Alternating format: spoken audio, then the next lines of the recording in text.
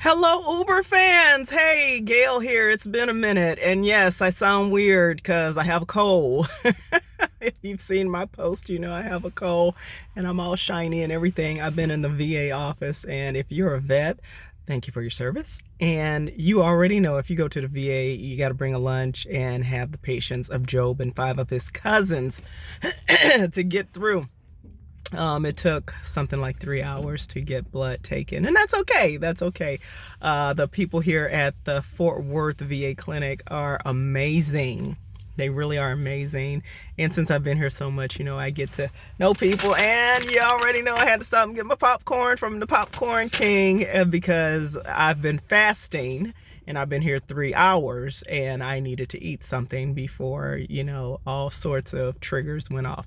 Anyway, I wanted to do an Uber update because one of my last fares shared something with me that puts into perspective the whole trafficking thing that's happening around the country. She was a flight attendant stationed out. She's originally from Texas, Houston area, something like that. But she was stationed in like Minnesota or one of the cold, northern, snowy places.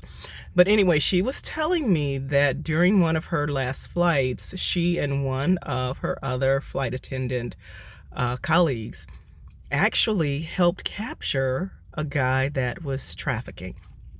What sent off red flags is that they saw an older white gentleman.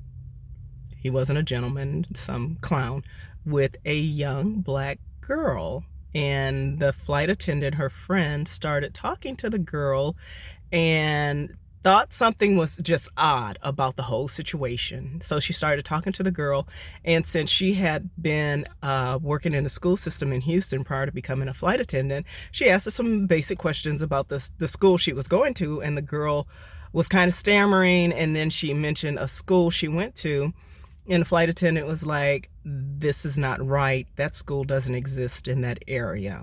So they alerted the police, and the police got there, got the guy, and got the girl back home. And it was actually two girls, she was telling me. So the things I'm discovering while riding in an Uber are mind-boggling. Which is why it kind of hurts my feelings that I have to slow down doing it, because my body is saying, hey, we're gonna shut you out if you don't. But being able to not just hear stories that verify things that are in the news, and when things start coming out in the news and they're rapid fire and it seems to be an oversaturation, sometimes I literally will look the other way, and I might not be the only one who does that. So in regards to the trafficking thing, I have already stated, don't put an unaccompanied child in my car. Pay attention to your children and start attending those parent-teacher conferences. I don't even know what they call them nowadays, or if they even still have them.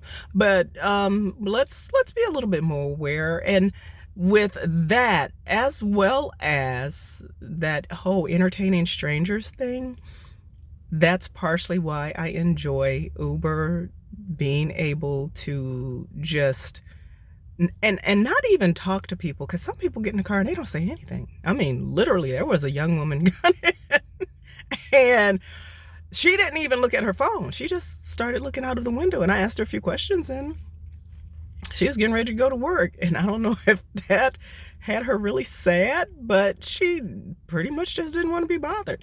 And some people do that. They get in, they don't say anything. But as an Uber driver, my objective is to get them to their place safely and in a timely fashion. So with that said, if you are in a job or a situation that you genuinely hate, do an assessment of why you're there. If you don't have to be there, it's time to update the resume and move on. And if you hate it so much that you are having panic attacks to go in, or you just can't talk to people throughout the day, then do a reassessment of that. Now, if you're an introvert, hey, we know you just you just don't want to be bothered. You want to be bothered when you want to be bothered. I used to think I was an introvert, and the reality is I'm not. I just chatter too much to be an introvert.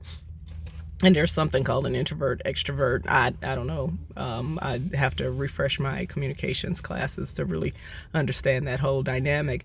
But the reality is, if you are not happy in your situation, bail.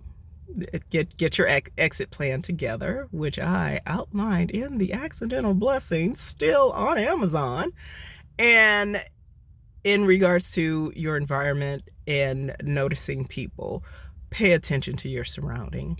At the very least, nod at a person, but make sure you're being aware of who's around you, and specifically who's around your kids. I have come to the VA so much, and I have interacted with people so much. The popcorn king had my popcorn ready for me before I even got to the car.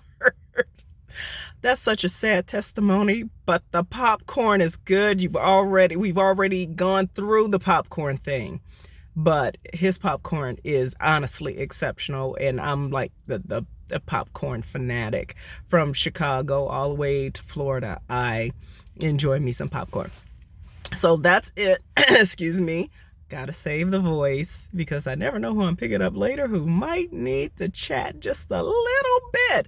So have a great evening, everyone. We just gonna thank the Lord that I still have some voice here. And I'll see you in the Uber at a later date, okay? Have a great evening.